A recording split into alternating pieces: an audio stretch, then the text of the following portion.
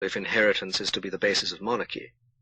He makes play with the absurdity of supposing that actual monarchs are in any real sense the heirs of Adam. Adam can have only one heir, but no one knows who he is.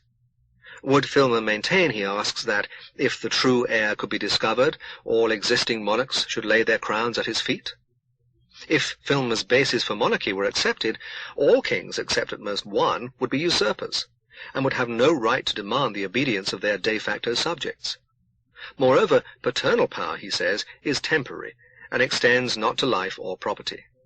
For such reasons, apart from more fundamental grounds, heredity cannot, according to Locke, be accepted as the basis of legitimate political power. Accordingly, in his second treatise on government, he seeks a more defensible basis. The hereditary principle has almost vanished from politics.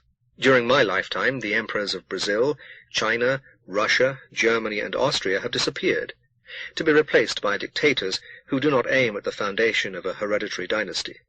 Aristocracy has lost its privileges throughout Europe, except in England, where they have become little more than a historical form. All this, in most countries, is very recent, and has much to do with the rise of dictatorships, since the traditional basis of power has been swept away, and the habits of mind required for the successful practice of democracy have not had time to grow up. There is one great institution that has never had any hereditary element, namely the Catholic Church. We may expect the dictatorships, if they survive, to develop gradually a form of government analogous to that of the Church. This has already happened in the case of the great corporations in America, which have, or had until Pearl Harbor, powers almost equal to those of the government.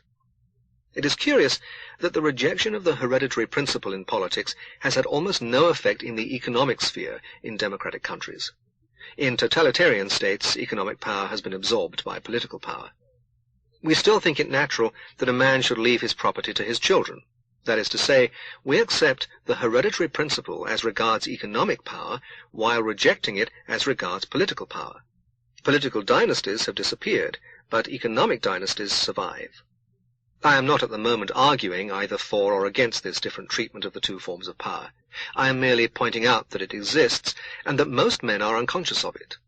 When you consider how natural it seems to us that the power over the lives of others resulting from great wealth should be hereditary, you will understand better how men like Sir Robert Filmer could take the same view as regards the power of kings, and how important was the innovation represented by men who thought as Locke did. To understand how Filmer's theory could be believed, and how Locke's contrary theory could seem revolutionary, we have only to reflect that a kingdom was regarded then as a landed estate is regarded now. The owner of land has various important legal rights, the chief of which is the power of choosing who shall be on the land. Ownership can be transmitted by inheritance, and we feel that the man who has inherited an estate has a just claim to all the privileges that the law allows him in consequence. Yet at bottom his position is the same as that of the monarchs whose claim Sir Robert Filmer defends. There are at the present day in California a number of huge estates, the title to which is derived from actual or alleged grants by the King of Spain.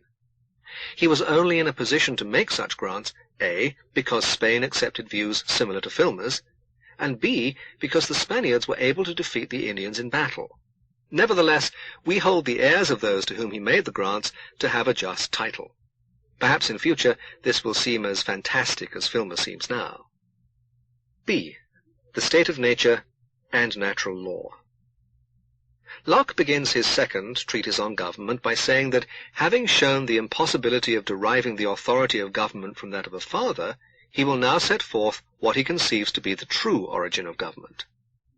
He begins by supposing what he calls a state of nature, antecedent to all human government. In this state there is a law of nature, but the law of nature consists of divine commands and is not imposed by any human legislator. It is not clear how far the state of nature is for Locke a mere illustrative hypothesis, and how far he supposes it to have had historical existence. But I am afraid that he tended to think of it as a stage that had actually occurred. Men emerged from the state of nature by means of a social contract which instituted civil government. This also he regarded as more or less historical, but for the moment it is the state of nature that concerns us. What Locke has to say about the state of nature and the law of nature is, in the main, not original, but a repetition of medieval scholastic doctrines. Thus, St. Thomas Aquinas says, "Every law framed by man bears the character of a law exactly to that extent to which it is derived from the law of nature. But if on any point it is in conflict with the law of nature, it at once ceases to be a law. It is a mere perversion of law." Throughout the Middle Ages, the law of nature was held to condemn usury, that is, lending money at interest. Church property was almost entirely in land, and landowners have always been borrowers rather than lenders. But when Protestantism arose, its support, especially the support of Calvinism, came chiefly from the rich middle class, who were lenders rather than borrowers. Accordingly, first Calvin, then other Protestants, and finally the Catholic Church sanctioned usury. Thus, natural law came to be differently conceived, but no one doubted there being such a thing. Many doctrines which survived the belief in natural law owe their origin to it, for example, laissez-faire and the rights of man. These doctrines are connected, and both have their origins in Puritanism. Two quotations given by Tawney will illustrate this. A committee of the House of Commons in 1604 stated, "All free subjects are born inheritable, as to their land, and also as to the free exercise of their industry, in those trades whereto they apply themselves, and whereby they are to live." And in 1656, Joseph Lee writes, "It is an undeniable maxim, that every one by the light of nature and reason will do that which makes for his greatest advantage. The advancement of private persons will be the advantage of the public." Except for the words, "by the light of nature and reason," this might have been written in the 19th century. In Locke's theory of government, I repeat, there is little that is original. In this, Locke resembles most of the men who have won fame for their ideas. As a rule, the man who first thinks of a new idea is so much ahead of his time that everyone thinks him silly, so that he remains obscure and is soon forgotten. Then, gradually, the world becomes ready for the idea, and the man who proclaims it at the fortunate moment gets all the credit. So it was, for example, with Darwin. Poor Lord Monboddo was a laughing-stock.